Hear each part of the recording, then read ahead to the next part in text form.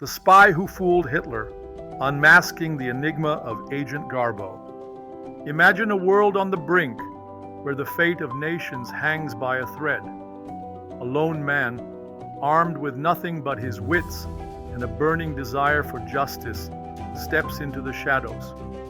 This is the story of Juan Pujol Garcia, a double agent who deceived the Nazis and helped turn the tide of World War II.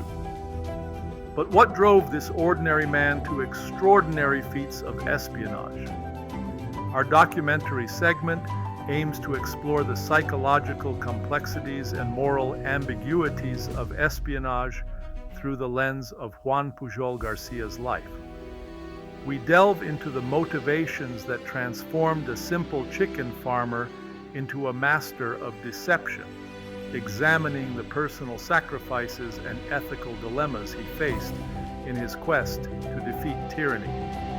Before he became known as GARBO, Juan Pujol Garcia was an ordinary man living in extraordinary times. He was a chicken farmer and hotel manager in Fascist Spain, a country teetering on the edge of chaos. Little did he know, his life was about to take a dramatic turn. He began his espionage career with no formal training, no established contacts, and surrounded by intelligence operatives from all sides. Yet, by the war's end, he would receive the Iron Cross Second Class from Hitler himself and be appointed a member of the Order of the British Empire by King George VI. How did this happen? Spain was ravaged by civil war from 1936 to 1939, leaving Pujol with a deep-seated aversion to both fascists and communists. He had witnessed firsthand the brutality and injustice of both ideologies. This experience fueled his desire to fight for what he believed was right. When World War II erupted, Pujol and his wife approached the British government, offering their services as informants. They were driven by a sense of duty and a desire to contribute to the fight against Nazi tyranny. But their initial attempts were met with rejection. Undeterred, Pujol decided to take matters into his own hands. He created a false identity as a fervent pro-Nazi Spanish official, a persona that would allow him to infiltrate the enemy's ranks. This audacious move marked the beginning of his improbable spy career. He considered the fight against the Nazis a battle for the good of humanity. This conviction gave him the courage to embark on a dangerous and uncertain path, one that would test his resolve and push him to his limits. Instead of following his orders from Berlin to recruit more agents in Britain, Pujol moved to Lisbon. There, he began feeding his Nazi handlers carefully crafted intelligence, drawn from open sources like tourism guides, encyclopedias, and even magazine ads. The information was technically true, but utterly useless. Yet the Nazis were impressed by the sheer volume and detail of his reports. They accepted him as a valuable asset and began training him, unaware of the elaborate deception he was weaving. Pujol soon created a fictitious network of his own agents, blaming them for any faulty information that slipped through. This allowed him to maintain his credibility while subtly undermining the Nazi war effort. It was when the Germans started hunting a fake convoy, a creation of Pujol's imagination, that British intelligence took notice.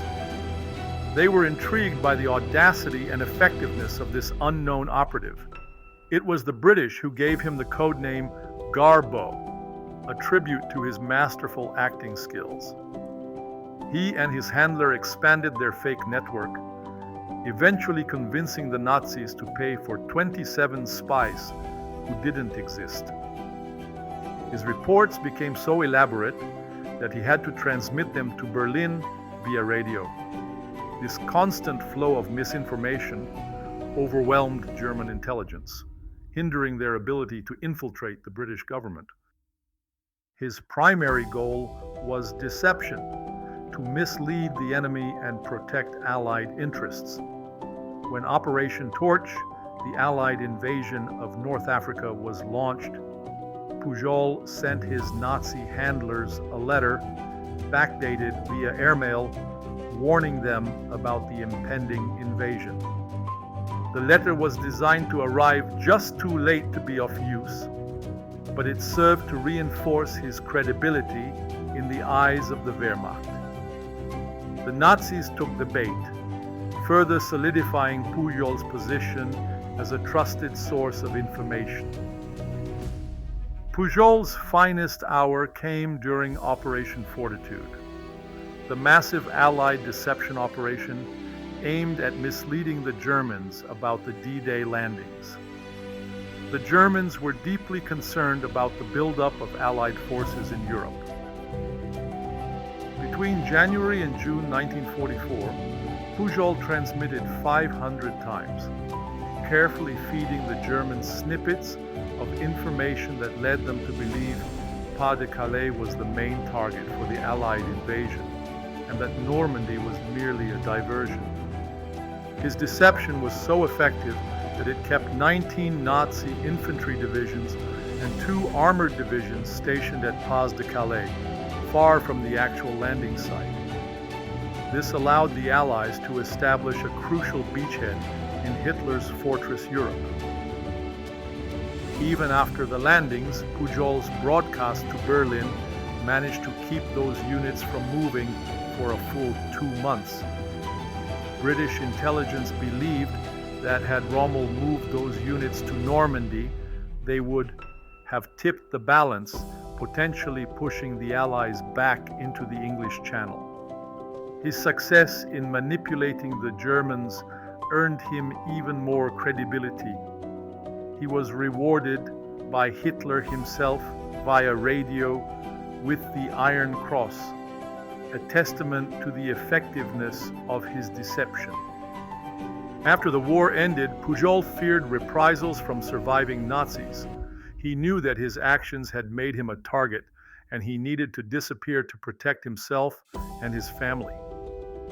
He faked his death from malaria in Angola in 1949 and went underground, assuming a new identity and running a bookstore in Venezuela. He lived in secrecy for decades, haunted by the ghosts of his past. Pujol died in Caracas in 1988, his incredible story largely unknown to the world. But his legacy as one of the most remarkable double agents in history would eventually be revealed. Pujol was a veteran of the Spanish Civil War who had come to loathe totalitarianism both in Francisco Franco and Adolf Hitler. When Britain went to war with Germany in 1939, he was determined to join the British war effort as a spy against Germany. He was so determined that he wasn't deterred when British officers turned him down because he didn't have any connections or credentials. Instead, he formulated a plan to pad his resume while aiding the war effort. Posing as a Spanish official who was flying to London, Pujol made contact with Nazi officials in Madrid and told them that he was interested in spying on Britain for the Third Reich.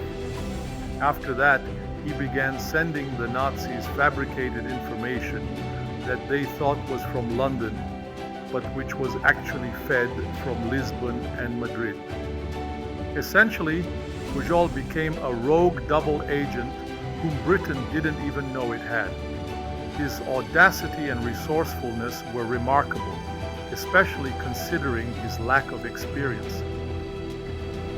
Though Pujol sent Germany false reports, he used lots of factual information to make them seem legitimate, says Stefan Talti, author of Agent GARBO, the brilliant, eccentric secret agent who tricked Hitler and saved D-Day, and a forthcoming book about a Cold War rescue mission. He was really gathering these sort of factoids from different encyclopedias and even from advertisements he saw and placards he saw in the street, Talty says. So he was a complete amateur, but he was able to sort of build up enough of a portfolio to finally approach the British. That isn't to say he didn't make some mistakes. Britain's domestic intelligence agency, MI5, notes on its website that Pujol once told Germans that on a visit to Glasgow, Scotland, he found men who would do anything for a liter of wine. Evidently, the Nazis didn't catch that he should have said beer or whiskey. These minor errors highlight the challenges of maintaining a complex deception, even for a master of disguise like Pujol. In 1942, Pujol again approached British officials about becoming a double agent by showing them that, in fact, he already was one. Unbeknownst to him, British operatives had already realized that a secret spy was sending information to Germany from Portugal and Spain, but didn't know who that spy was. When Pujol revealed himself, they brought him to London to work for MI5. This marked a turning point in his career as he transitioned from a lone wolf to a valuable asset of British intelligence. The Nazis continued to think of Pujol as an important spy throughout the war. They never discovered that he was a double agent, despite the fact that a lot of his information was incorrect. I think the Germans felt that no one could really fake this much information and this many different characters, Talty says, referencing the 27 imaginary spies that Pujol told Germans he had recruited to feed him information. Pujol's MI5 codename was Agent GARBO because he was such a good actor. The Germans also felt that if they cut him off, or if they doubted him even, they were not going to just lose one agent, they were going to lose a network. This fear of losing a valuable source of information blinded them to the truth.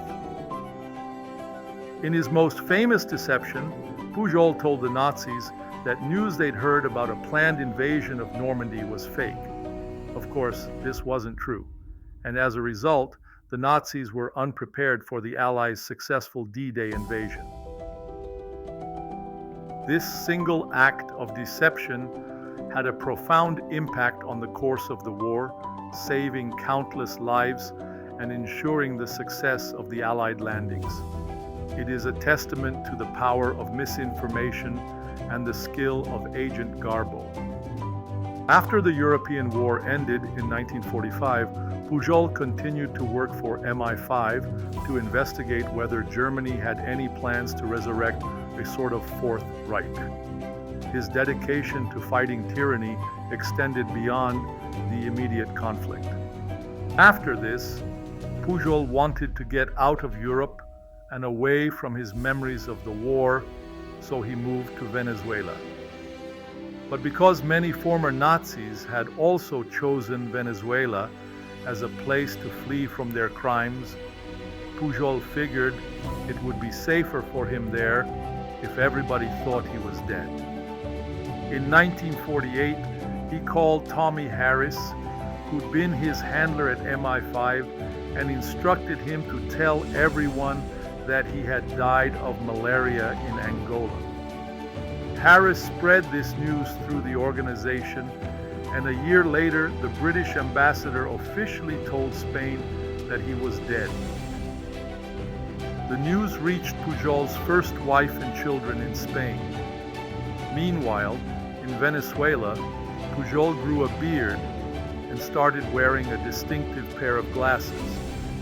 He meticulously crafted his new identity, ensuring that no one would recognize him.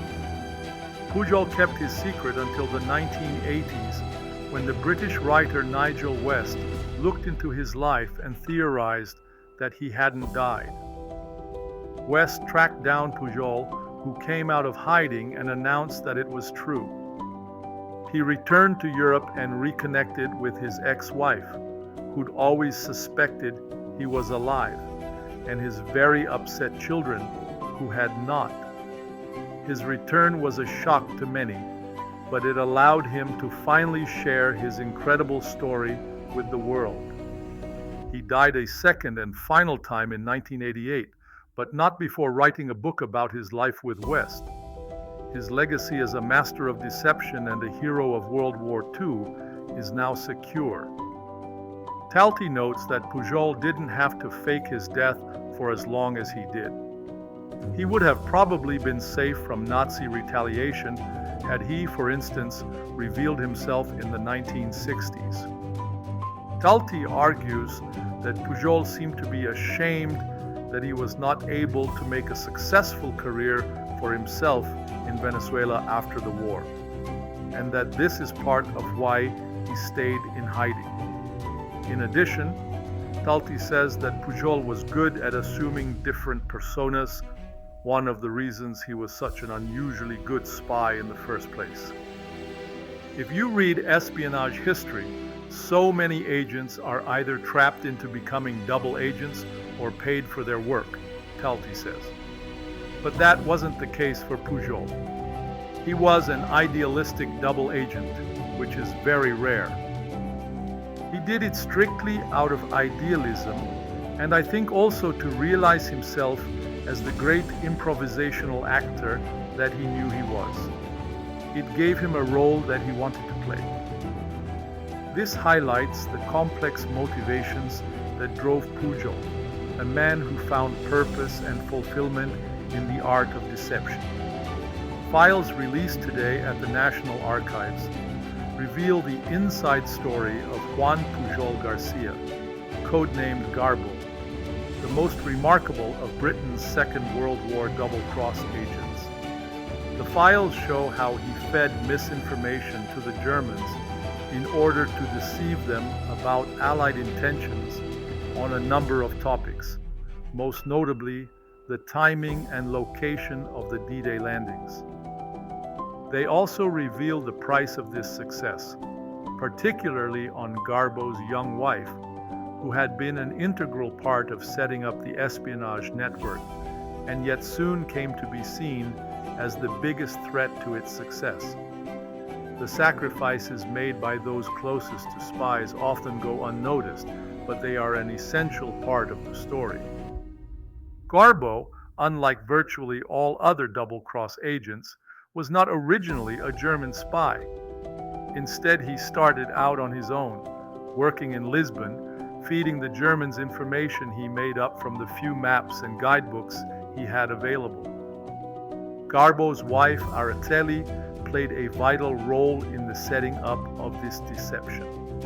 She personally delivered some of Garbo's earliest messages, and through some excellent acting, helped convince Garbo's German handlers that he was spying in England, when in fact he was living quietly in Portugal.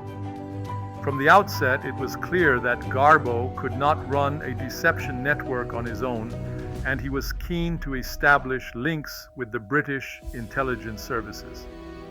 Unfortunately, although perhaps unsurprisingly, the British embassy officials in Lisbon and Madrid were less than impressed when he approached them unheralded and offered his services as a spy. It fell to Araceli to establish the connections which would turn Garbo from being one man's dream into one of the most successful spies of the war. Unknown to her husband, she made contact with Edward Rousseau, the American assistant naval attaché in Lisbon. Rousseau, unlike his British counterparts, believed Mrs. Garbo's story, and despite further setbacks, Garbo eventually came to the notice of the British intelligence services. This highlights the crucial role that Araceli played in launching Garbo's career. Garbo was rapidly moved to England for his own safety and to facilitate his work, and it was natural that his pregnant wife and their first child should come with him. From the outset, this caused problems. Neither Garbo nor his wife spoke English, and whilst he spent long hours every day with his bilingual case handler, Tomas Harris, she was left alone, increasingly homesick. This was not helped by the fact that MI5 were vehemently opposed to Mrs. Garbo making friends among the Spanish community in London, as this was felt to be heavily influenced by the pro-German Spanish intelligence service. Harris reported after one meeting that she grumbled that she had not a single friend here, that her husband would not let her mix with Spanish women in London, nor correspond with her Spanish friends in Spain. The isolation and loneliness that Araceli experienced are a stark reminder of the personal cost of espionage. The files reveal Mrs. Garbo's concerns over a number of small issues around food, domestic help, and care for her children, which compounded as the MI5 officers dealing with the case struggled to understand or gather the resources to do anything about them.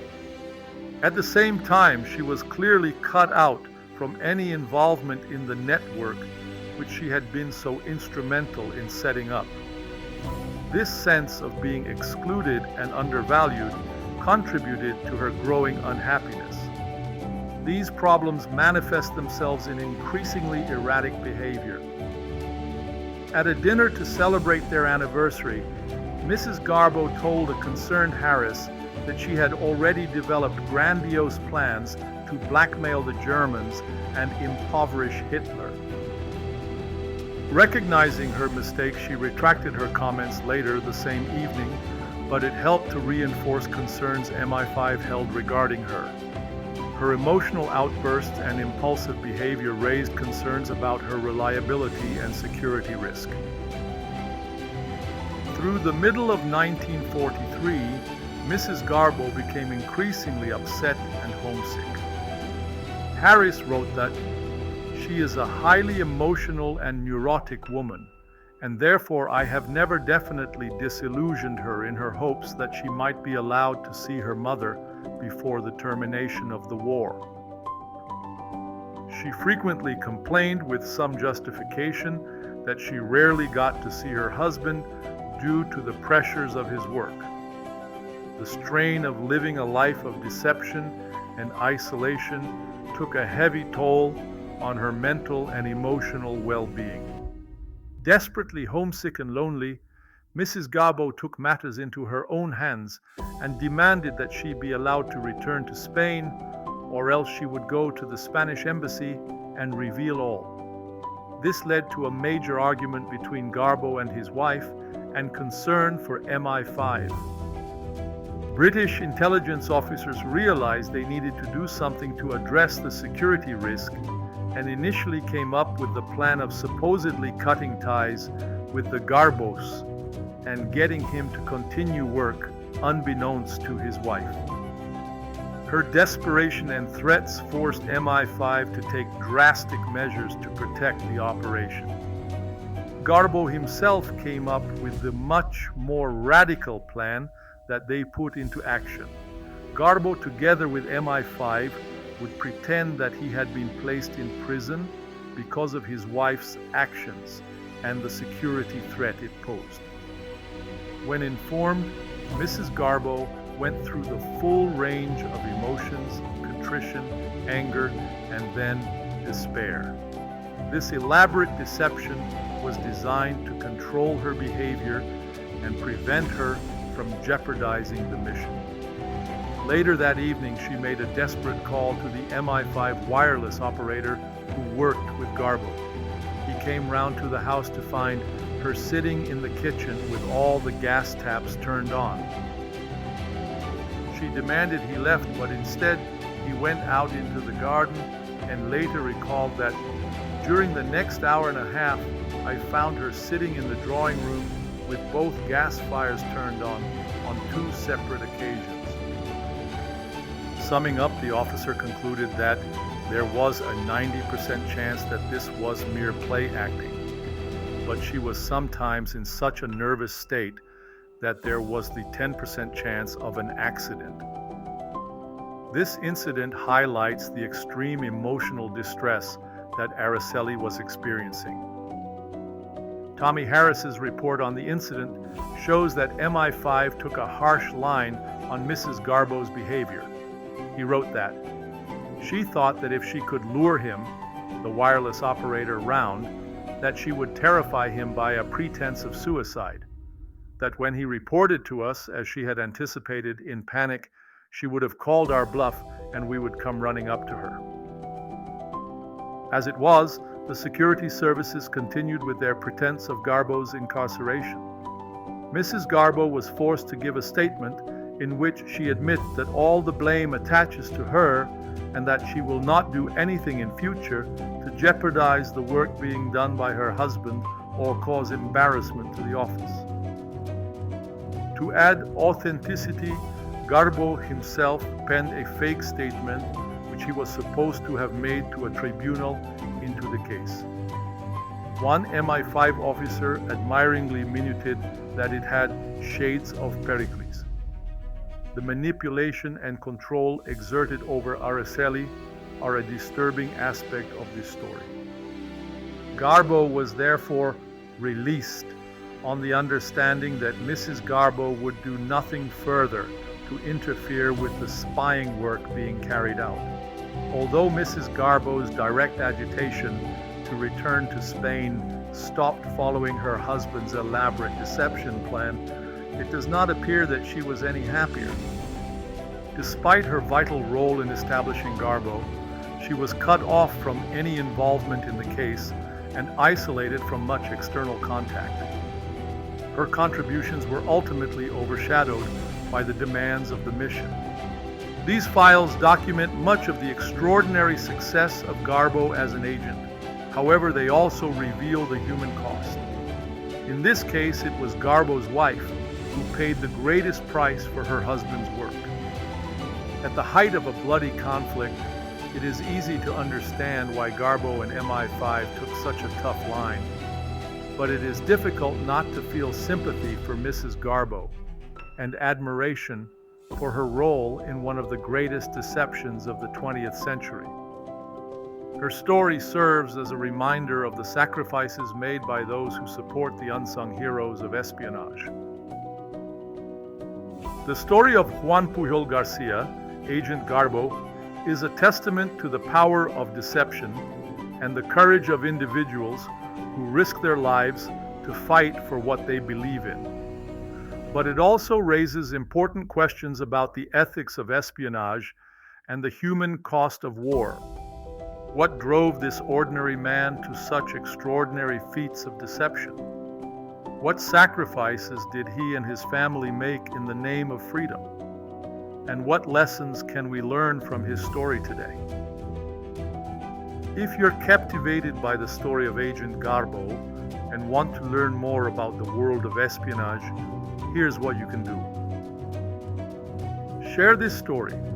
Help us spread the word about Juan Pujol Garcia and his incredible contribution to World War II. Share this video with your friends and family and spark a conversation about the ethics and complexities of espionage. Explore further. Dive deeper into the world of espionage by researching other double agents and historical deception operations. There are countless stories waiting to be discovered.